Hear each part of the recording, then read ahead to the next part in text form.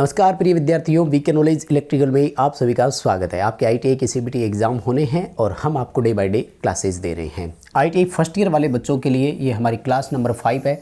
इससे पहले 4 क्लासेज और हो चुकी है। अगर इसी क्लास से हमारे साथ जुड़े हैं तो जाइए, प्लेलिस्ट बनी हुई है, उसमें जाकर के उन बाकी 4 क्लास को भी आप जरूर देखना। पॉइंट टू पॉइंट एक्सप्लेन किया हुआ है। कॉलेज नहीं भी गए ना साल भर तो भी घबराने की ज़रूरत नहीं है। हाँ, आपके पेपर में जो 75 क्वेश्चन आएंगे उसमें 75 का 75 नंबर क्वेश्चन मटेरियल हम आपको प्रोवाइड करवाएंगे। सो बने रहिएगा। पहला काम करेंगे, चैनल को सब्सक्राइब कर लीजिए, ये वीडियो लाइक करके अपने दोस्तों तक पहुंचा दीजिए, शेयर कर दीजिए ताकि वो भी हमारे साथ जुड़ सके और वो भी देख सके। आज हम सामान्य विद्युत पढ़ेंगे जिसमें केबल और थोड़ा बहुत सोल्डरिंग और वायर जॉइंट्स, इस तरह के सवाल इसमें रहने वाले हैं। बहुत इंपॉर्टेंट है, काफ़ी रिपीट होंगे, डेफिनेटली आपके एग्जाम में ये क्वेश्चंस होंगे। बस आपको पॉइंट टू पॉइंट इनको समझना है, एक एक करके देखना है, सारे क्वेश्चन देखना आराम से। चाहो तो स्पीड डबल कर लो, वीडियो की स्पीड डबल हो जाएगी। और ज़रूरी बात और सबसे इंपॉर्टेंट चीज़ कि डिस्क्रिप्शन में लिंक दिया गया है, हमारा ऐप डाउनलोड कर लीजिएगा। एप्लीकेशन पर आपके आईटीआई फर्स्ट ईयर के फ्री टेस्ट भी अवेलेबल है और मॉडल टेस्ट सीरीज भी अवेलेबल है जिसमें electrician theory, workshop calculation, engineering drawing, employability skill सबके क्वेश्चंस है। वैसे हम चैनल पर भी आपको चारों सब्जेक्ट की क्लास धीरे धीरे प्रोवाइड करवाते रहते हैं, तो आप चैनल से ज़रूर जुड़े रहिएगा। एकदम आपको कंटेंट पूरा 75 क्वेश्चन का चारों सब्जेक्ट मिलेंगे। बस आपको बने रहना है, जुड़े रहना है। चलिए माय डियर, शुरू करते हैं। आज का पहला सवाल ये रहा आपके सामने, बहुत इंपॉर्टेंट है और इस क्वेश्चन पर मैं थोड़ा रुकूंगा और आपको पूरा एक्सप्लेन करके बताऊंगा, क्योंकि यहाँ एक नहीं 4 क्वेश्चन तो नॉर्मल से बन जाते हैं। वैसे टोटल इसमें से क्वेश्चन आएंगे 6। अब आपके कौन सा क्वेश्चन आता है, कैसा क्वेश्चन आता है, किस्मत पर डिपेंड करेगा। पहले तो इस सवाल को ही समझाता हूँ, फिर दूसरा बताऊंगा, फिर इनके 4 क्वेश्चन जो और बनते हैं वो। प्लीज़ वीडियो को लाइक ज़रूर करेंगे इस क्वेश्चन को देखने के बाद। जब आपको लगे कि हाँ बहुत अच्छे से एक्सप्लेन हुआ, तब आइए पहला सवाल आपके सामने। 32 एम्पीयर रेटिंग एक केबल की धारा वहन क्षमता क्या होगी यदि उसे पुनः तार बांधने योग्य फ्यूज से सुरक्षित किया गया हो। यानी रिवायरेबल फ्यूज लगाया है। माय डियर, रिवायरेबल फ्यूज को हम अपनी भाषा में किट-केट फ्यूज बोलते हैं। कौन सा बोलते हैं? किट-केट फ्यूज बोलते हैं। दरअसल हमारी जो प्रोटेक्शन डिवाइस होती है ना, वो होती है 2 प्रकार की। एक होती है कोर्स एक्सेस। अब देखो, ये आप अगर इंग्लिश में शब्द ध्यान में रखेंगे ना तभी आपको समझ में आएगा, ठीक है ना। Coarse excess current protection device पूरा नाम होता है, और दूसरा होता है close excess current protection device, ठीक है ना। इनमें आता कौन कौन है और कैसे कैसे आता है, लेकिन मैं पहले आपको इनका जो घटक है ना वो बताता हूँ, ठीक है। कोर्स एक्सेस करंट प्रोटेक्शन के लिए जो रेटिंग फैक्टर होता है वो 0.81 होता है, और क्लोज एक्सेस के लिए जो रेटिंग फैक्टर होता है वो 1.23 होता है। यानी वास्तविक करंट रेटिंग निकालने के लिए आपको उस दी गई वैल्यू को रेटिंग फैक्टर से मल्टीप्लाई करना होता है माय डियर। अब हमें ये समझना है कि कोर्स एक्सेस कौन सा है और क्लोज एक्सेस कौन सा है, क्योंकि यहाँ क्लियरली नहीं लिखा, यहाँ केवल उसने रिवायरेबल फ्यूज लिखा है। तो सुनना ध्यान से।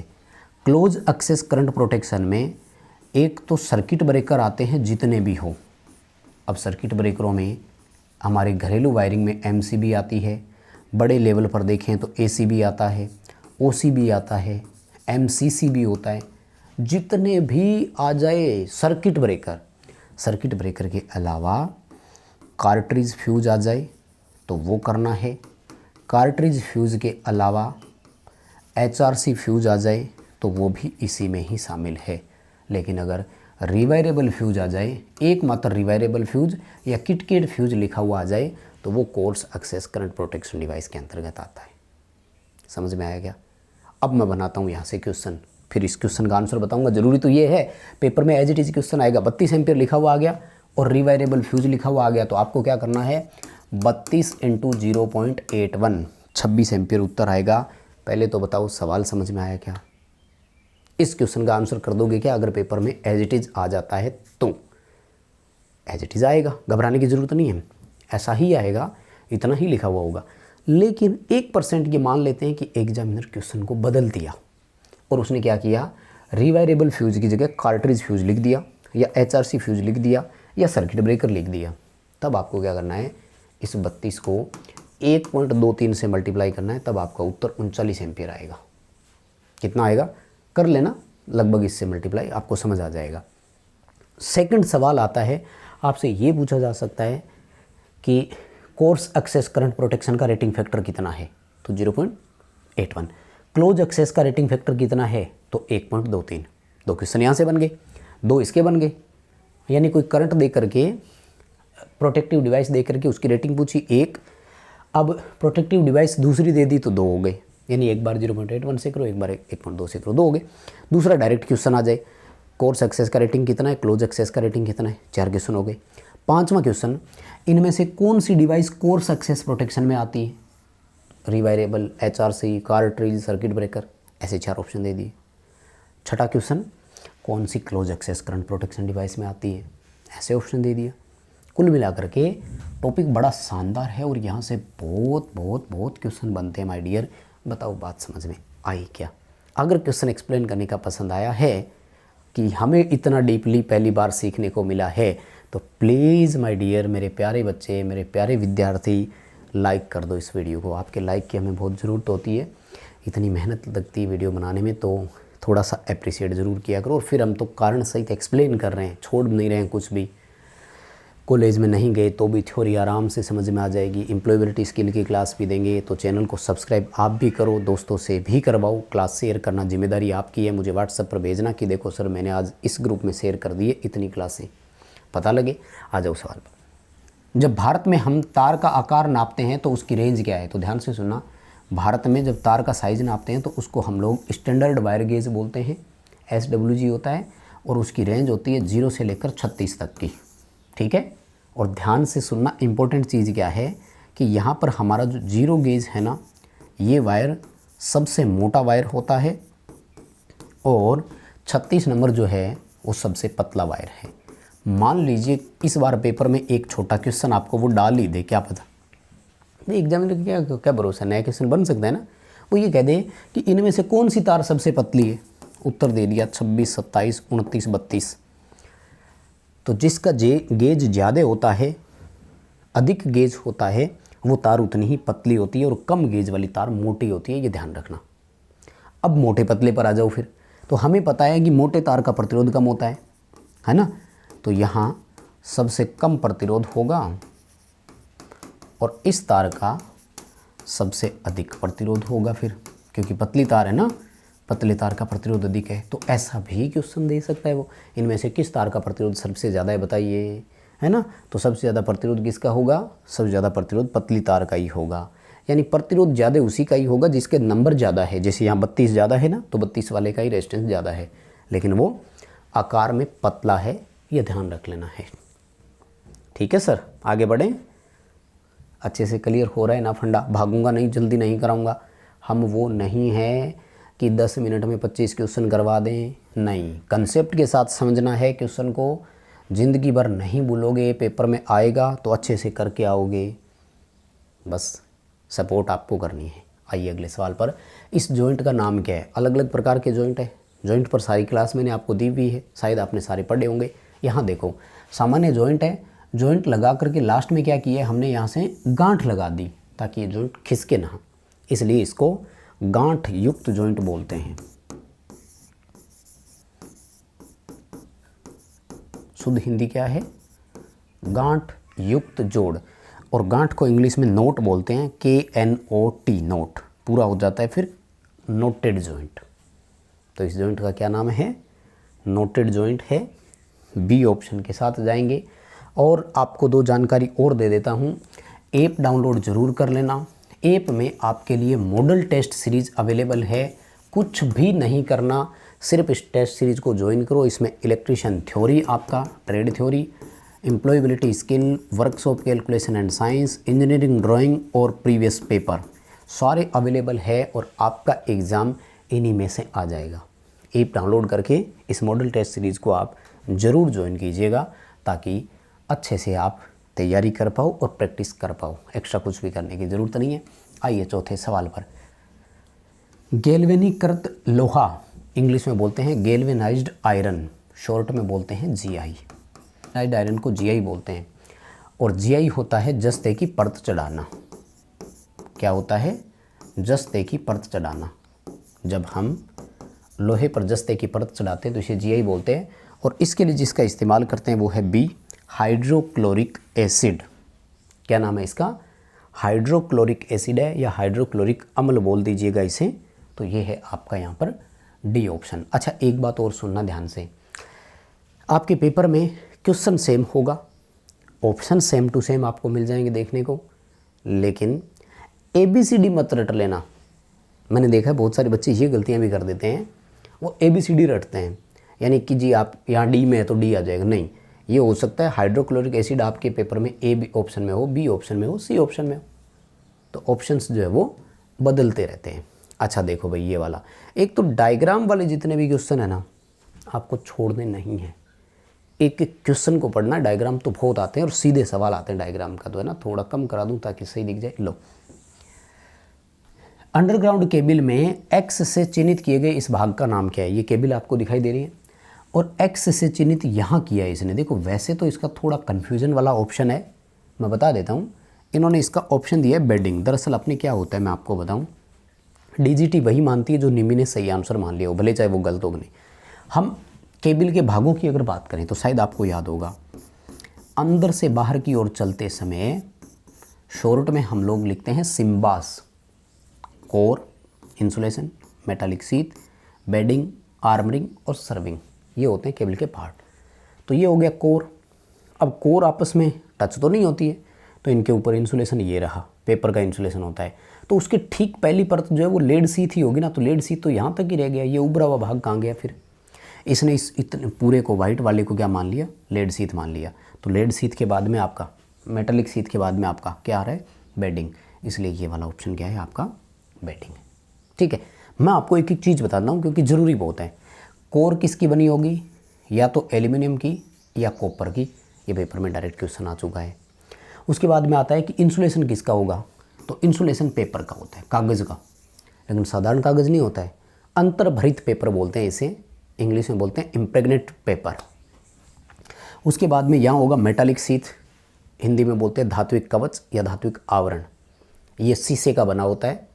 इसका काम होता है केबल को नमी से रोकना, क्योंकि शीशा, लेड जो होता है वो नमी रोधी होता है, मॉइस्चर को आगे नहीं बढ़ने देता।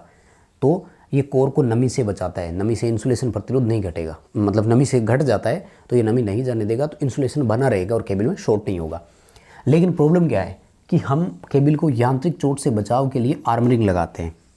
क्या लगाते हैं? आर्मरिंग। ये होती है GI की मोटी मोटी हार्ड तारें, और शीशा होता है मुलायम सॉफ्ट। तो ये हार्ड तारें शीशे पर सीधी बैठ जाएगी, लेड शीथ खराब हो गया। इसलिए आर्मरिंग और मेटालिक शीथ के बीच में बेडिंग लगाते हैं। ये बेडिंग होती है जूट, टाट, हेशियन टेप, इन सब का कंपाउंड मिश्रण होता है, थोड़ी हार्ड होती है। तो ये इस मेटालिक शीथ की रक्षा करती है आर्मरिंग से, कि वो आर्मर्ड इसके अंदर ना बैठ जाए, शीशे को ख़राब ना कर दे, क्योंकि शीशा स्पंज टाइप का होता है। और फिर फाइनल ऊपर तो होता ही है सर्विंग, जो केबल को यांत्रिक वातावरणीय उससे बचाती है। यानी केबल के सारे भागों की नाम कार्य प्रणाली आपको अच्छे से याद होनी चाहिए। ये मोस्ट इंपॉर्टेंट क्वेश्चन है। और अभी तो आप फर्स्ट ईयर में हो, आपको नहीं पता, आप सेकेंड ईयर पास कर लोगे, उसके बाद आपको भर्ती परीक्षाओं की तैयारी करनी है। कोई इसरो में टेक्नीशियन के लिए जाएगा, कोई कहीं नौकरी लगेगा, कोई कहीं नौकरी लगेगा। भाई कंपटीशन एग्ज़ाम के लिए केबल वाला टॉपिक सबसे मोस्ट इंपॉर्टेंट है आपके। हर हालत में पेपर में इसमें से क्वेश्चन आते हैं। देखो ये पूछ रहा है, मात्रा उत्पादन के और टिनिंग कार्य के लिए किस प्रकार की सोल्डरिंग का इस्तेमाल करते हैं? टिनिंग कार्य होता है जैसे हम मात्रा उत्पादन मतलब एक तरह से बड़ी काम के लिए मान लीजिएगा, तो इसके लिए जो ऑप्शन आपका रहेगा ना, उसका नाम है डिप सोल्डरिंग। क्वेश्चन अच्छा है, पढ़ लेना। सोल्डरिंग की टोटल 5 विधियाँ होती है, पांचों के आपको छोटे छोटे उपयोग या यूजेज जो है वो ध्यान में ज़रूर रखने हैं। सोल्डरिंग में से क्वेश्चन आएगा। देखो ये जो क्लास देख रहे हो ना, मैं गारंटी देता हूँ आपके पेपर में कम से कम भी इस क्लास में से 3 क्वेश्चन होंगे, 2 से 3 क्वेश्चन होंगे। अच्छे से पढ़ लेना, बहुत ही इंपॉर्टेंट टॉपिक है ये। तो सवाल देखो, XLPE केबल का पूरा नाम क्या है? बहुत ही अच्छा क्वेश्चन है, भर्ती परीक्षाओं में आ रहा है, इसरो टेक्नीशियन के लिए सवाल आते हैं ये। तो इस केबल का पूरा नाम होता है cross linked poly ethylene cable. तो यहाँ पर ना इस P का कई बार उन्होंने पूछ लिया कि क्या मतलब है, कई बार X का मतलब पूछ लिया कि क्या है, ऐसे करके सवाल इसके आते रहते हैं। और इसका जो वर्किंग टेम्परेचर है वो 70 डिग्री सेंटीग्रेड है, अधिकतम 90 डिग्री सेंटीग्रेड है, ये ध्यान रखना। मतलब काम करती है 70 के आसपास, 90 डिग्री तक सहन कर जाती है मैक्सिमम या अल्टीमेट बोल देना, एक ही बात। ठीक है, आओ अगले सवाल पर देखो। लूप टेस्ट में भूमिगत केबल के किस प्रकार के दोष के स्थान को ज्ञात किया जा सकता है। देखो, हम केबल में जो लूप टेस्ट करते हैं ना वो 3-4 तरह के होते हैं। आपने शायद नाम भी सुना होगा, मुर्रे लूप टेस्ट, वार्ले लूप टेस्ट, ब्लेवियर लूप टेस्ट और फिशर लूप टेस्ट होता है। सामान्यतः हम जब केबल में लूप टेस्ट करते हैं ना तो अपना टारगेट होता है ग्राउंड फॉल्ट। लेकिन ध्यान से सुना, यहाँ जो ऑप्शन दिया है ना वो दिया है बी इन्होंने कि शॉर्ट सर्किट फॉल्ट की जांच की जा रही है। अब ये कन्फ्यूजिंग वाला हो जाता है ना, यहाँ केबलों में लूप टेस्ट जनरली ग्राउंड दोष के लिए होता है, लेकिन आपके पेपर के हिसाब से आपको यही करके आना है, क्योंकि मैंने बताया DGT director general of training वही सही मानते हैं जो निमी में सही दिया है, और निमी असाइनमेंट आपका ये मानता है, क्वेश्चन बैंक आपका ये मानता है, जो मैंने आपके मॉडल टेस्ट सीरीज़ में पीडीएफ ऐड करवा रखी है, तो आप वहाँ से इसको ज़रूर पढ़िएगा। मॉडल टेस्ट सीरीज़ आपको ज़रूर ज्वाइन करनी है। ऐप ओपन करते ही ऑप्शन आएगा CBT exam, ITI CBT exam, उस पर क्लिक करते ही फर्स्ट ईयर और सेकेंड ईयर आपके दोनों अपने अपने ऑप्शन जो है वो आ जाएंगे। ठीक है, आ जाओ अगले सवाल पर। उत्पादन संयंत्र में किस प्रकार की केबल बिछाने की विधि का इस्तेमाल करते हैं। देखो, केबल बिछाने की अलग अलग विधियाँ होती है। उत्पादन सिस्टम में क्या होता है कि काम आपको 0 मीटर पर भी करना होता है, 3 मीटर, 8 मीटर, 10 मीटर, 20 मीटर, यूँ खड़ी सिस्टम होती है वो तो, है ना। और हर जगह आपको इक्विपमेंट लगाने होते हैं तो केबल की ज़रूरत पड़ती है। अब हर जगह आप ना तो खड्डा खोद सकते हैं ना कुछ और, तो इसके लिए ना हवा में रेक लगाई जाती है। इसको कुछ जगह केबल ट्रे बोला जाता है, कुछ जगह केबल ट्रेंच बोल देते हैं, है ना। इतनी लंबी 2.5 मीटर की होती है, ऐसे यू टाइप चैनल जैसा होता है ना। सेकेंड ईयर में आएगा आपका रेसवे टाइप बोलते हैं उसको, ऐसे ब्लॉक या खांचा जैसा बना हुआ होता है। तो क्या करते हैं, कोई गार्डर के आसपास ऐसे एक लोहे की एंगल वेल्ड कर दी और उसके ऊपर ट्रे रख दी, मतलब ऐसे थोड़ी थोड़ी दूरी पर, और ट्रे के अंदर केबलें डाल दी। बी ऑप्शन के साथ जाना है। हवा में रैक बिछाई जाती है, यानी रैक बोल दो, ट्रे बोल दो, ट्रेंच बोल दो, एक ही बात है। यानी हवा में ट्रे, हवा में ट्रेंच, हवा में रैक, एक ही बात है। ठीक है, पेपर में कोई भी ऑप्शन आ जाए, किसी भी लैंग्वेज में आ जाए, आपको कर देने हैं। अच्छा, यहाँ से सुनो, इसमें से 2 क्वेश्चन आएंगे। पहले तो यही देख लो, तांबे के परमाणु के आबंध चक्र में कितने इलेक्ट्रॉन होते हैं। अब शुद्ध हिंदी समझ में नहीं आएगी हो, वैलेंसी पूछ रहा है, वैलेंसी सेल में। दरअसल पहले तो एक बार पेपर में ये सवाल भी आ चुका है कि तांबे में कुल परमाणु कितने होते हैं, तो कॉपर में टोटल 29 होते हैं, याद रखना। ठीक है, इलेक्ट्रॉन वितरण का नियम आपको याद है क्या भाई, फर्स्ट ईयर में हो, इतना तो पढ़ा ही होगा, 2n² होता है, राइट। समझ में आ रहा है। 2n² के अनुसार इसका जो डिस्ट्रीब्यूशन होगा वो कैसे होगा फिर, 2, 8, 18, कितने हो गए, 28, लास्ट में कितना बचा, 1। वैलेंसी वो होता है जो अंतिम कक्षा के इलेक्ट्रॉन होते हैं। अंतिम कक्षा में उपस्थित इलेक्ट्रॉन जो सहसंयोजी बंध बनाने के लिए रहते हैं, उसे संयोजी इलेक्ट्रॉन कहा जाता है। तो यहाँ पर हमारा संयोजी इलेक्ट्रॉन है 1, उत्तर हो जाएगा ए। बताओ, बात समझ में आई क्या। टोटल कितने, वितरण कैसे होगा, और ये भी आ चुका है, तांबे के तीसरी कक्षा में कितने होते हैं, 18 होते हैं। ये आपको याद रखना है। ठीक है, नियम थोड़ा सा याद रखोगे तो अच्छे से याद रह जाएगा, कोई दिक्कत नहीं है। देखो भाई, एक और सवाल इसमें थोड़ा इनका है ना, मतलब एरर थी तो एडिट साहब एक जगह लेकर आना पड़ गया। भूमिगत केबल में सर्विंग परत का उद्देश्य क्या है। सर्विंग कौन सा होता है, सिम्बास लिखो, कहाँ पर आया है, सबसे लास्ट में। तो इसका काम होता है केबल में धूल, मिट्टी, डस्ट, उन सब से बचाव करना, डी उत्तर आएगा। आर्मरिंग को वायुमंडलीय स्थिति से बचाना या रक्षा करना, क्योंकि आर्मरिंग जो होती है ये जीआई लोहे का होता है। धूल, मिट्टी, डस्ट अगर गिरेगा, पानी लगता रहेगा तो इस पर जंग लग जाती है और ये ख़राब हो जाएगा ना। इसलिए इसके ऊपर हम लोग क्या करते हैं कि कैम्ब्रिज, जूट, इस तरह का एक टाटोर लगा देते हैं जो इस जीआई की रक्षा करता है। जीआई क्या करता है, केबल को यांत्रिक चोट से बचाता है, ये रहा, है ना। आर्मरिंग बचाता है यांत्रिक चोट से, केबल को नमी से बचाना ये मेटालिक शीथ का काम है। धात्विक कवच को बचाना, तो धात्विक कवच को बचाने के लिए बेडिंग लगती है। सबका काम याद रखो, इम्पोर्टेंट बहुत है टॉपिक। केबल वाला तो मेरा सबसे फेवरेट टॉपिक है, हमेशा मस्त आराम से पढ़ाते हैं। आ जाओ अगले टॉपिक पर। कुचालक प्रतिरोध की इकाई क्या है? इंग्लिश में इंसुलेशन रेजिस्टेंस बोलते हैं, लेकिन अब सुनो, यहाँ तो हो सकता है पेपर में लैंग्वेज सीधी आए, इसलिए आपको ज़्यादा चिंता करने की ज़रूरत नहीं है, लेकिन जब कंपटीशन एग्ज़ाम की तैयारी करोगे तो बदल भी देगा। इंसुलेशन को हिंदी में रोधन बोलते हैं।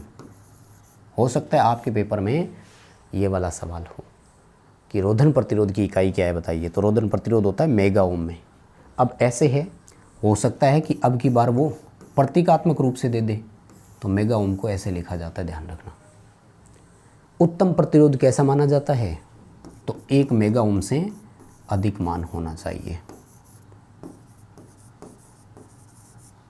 तो वो बहुत बढ़िया है, यानी इंसुलेशन प्रॉपर है, केबलें कभी शॉर्ट होने की रिस्क नहीं है। बताओ सवाल समझ में आ रहा है क्या? ठीक है भाई। कैसे पता लगेगा मुझे कि हाँ क्लास पसंद आई आपको? चिल्ला चिल्ला करके थोड़ी बोलोगे, नहीं बोलना है। क्या करना है? लाइक वाला बटन दबाना है, शेयर करना है, चैनल सब्सक्राइब करना है, दोस्तों से भी करवाना है। आइए, विद्युत उपकरण अधिक अतिरिक्त सुरक्षा से संरक्षण देता है, यानी टॉपिक घूम फिर कर वापस आ गया। कोर्स एक्सेस करंट प्रोटेक्शन पूछ रहा है, पहले ही क्वेश्चन पे चर्चा कर ली थी आपके सामने। तो कोर्स एक्सेस में रिवायरेबल फ्यूज आएगा, कार्ट्रिज फ्यूज, सर्किट ब्रेकर और HRC फ्यूज, ये तीनों के तीनों आपके मिलकर के किस में जाएंगे? Close excess current protection device, इसमें आती हैं माय डियर, याद रह जाएगा। इसी क्वेश्चन को मैं लैंग्वेज चेंज करके बना सकता हूँ। क्या सवाल आएगा? इनमें से कौन सा विद्युत उपकरण अधिक अतिरिक्त सुरक्षा संरक्षण का श्रेणी में नहीं आता है, की श्रेणी में नहीं आता है? तो फिर भाई आपका है ना, अधिक सही नहीं, सॉरी, बंद सुरक्षा की श्रेणी में नहीं आता है। क्लोज को हिंदी में बंद बोलते हैं, यानी बाकी 3 क्लोज प्रकार के और ये एक कोर्स एक्सेस का है। तो ऐसे भी क्वेश्चन आपसे पूछा जा सकता है, बड़ा ही इंपॉर्टेंट है। फैक्टर याद है कि भूल गए? अगली क्लास में पूछूंगा। नेक्स्ट जो क्लास इसकी होगी ना, 2 क्लासें होती है एक टॉपिक पर, क्योंकि अभी पूरा होगा नहीं ये टॉपिक, तो आपसे पूछूंगा मैं क्लोज एक्सेस का रेटिंग फैक्टर बताओ, कोर्स एक्सेस का रेटिंग फैक्टर बताओ, तब आपको बताना पड़ेगा। आ जाओ अगले सवाल पर। एल्यूमिनियम चालकों को सोल्डर करने के लिए किस प्रकार के सोल्डरिंग फ्लक्स का इस्तेमाल करते हैं? सोल्डरिंग एक विशेष प्रकार का फ्लक्स आता है, उसके बोलते हैं केर अल लाइट होता है। क्या बोलते हैं? केर अल लाइट। तो इसको ना एग्जामिनर हो सकता है कि हिंदी लिखते समय थोड़ा सा कर भी दे एक साथ, तो केरल लाइट लिख सकता है, केर अल लाइट होता है। एक और होता है, उसको बोलते हैं एल का पी, है ना, आयर 7, ये इसके कुछ विशेष सोल्डर और फ्लक्स होते हैं, उनको याद रखना। एल्यूमिनियम वाला बहुत है, सामान्य फ्लक्स एल्यूमिनियम के लिए उपयुक्त नहीं होता है, ठीक है, उसके लिए अलग ही डिज़ाइन ली जाती है, अलग ही आते हैं। अगला सवाल, पिघले हुए सोल्डर को बार बार पिघलाने से क्या होगा? अगर आप बार बार उस सोल्डर को यूज करते रहोगे ना, तो उसमें टिन की मात्रा कम हो जाएगी। फिर इसका निवारण क्या होता है? इसके निवारण की एक प्रक्रिया होती है, उसे इंग्लिश में बोलते हैं रिकंडीशनिंग करना। क्या करना? रिकंडीशन करना। और पेपर में सवाल आता है कि जब हम सोल्डर की रिकंडीशन करते हैं तो क्या मिलाया जाता है? रिकंडीशन का मतलब है हमें टिन की मात्रा को वापस लाना है, इसलिए थोड़ी टिन उसमें और मिला देते हैं, क्योंकि बार बार यूज किया तो टिन कम हो गया ना, इसलिए अब टिन को थोड़ा सा और उसमें ऐड ऑन करते हैं, ठीक है। उस टिन को ऐड ऑन करने को ही हम लोग क्या बोलते हैं, ठीक है। अगला सवाल देखो, पीवीसी कुचालक का क्या होगा? अत्यधिक धारा लंबे समय तक बहती रहे। केबल में निर्धारित मान से ज़्यादा धारा चलती जा रही है तो भाई केबल गर्म हो जाएगी, हीट हो जाएगी, केबल नष्ट हो जाएगी। इंसुलेशन की जो ब्रेक डाउन करने की क्षमता है वो और नहीं बचेगी और वो टूटकर नष्ट हो जाएगा। ये रहा D option. Insulation resistance decrease, कुचालक प्रतिरोध जो है वो घट करके कम हो जाएगा, डाउन हो जाएगा। अगला सवाल, नियोन लैंप में धारा का कौन सा प्रभाव काम में लेते हैं? तो नियोन में गैस आयनीकरण प्रभाव होता है, ये ध्यान रख लेना, ठीक है।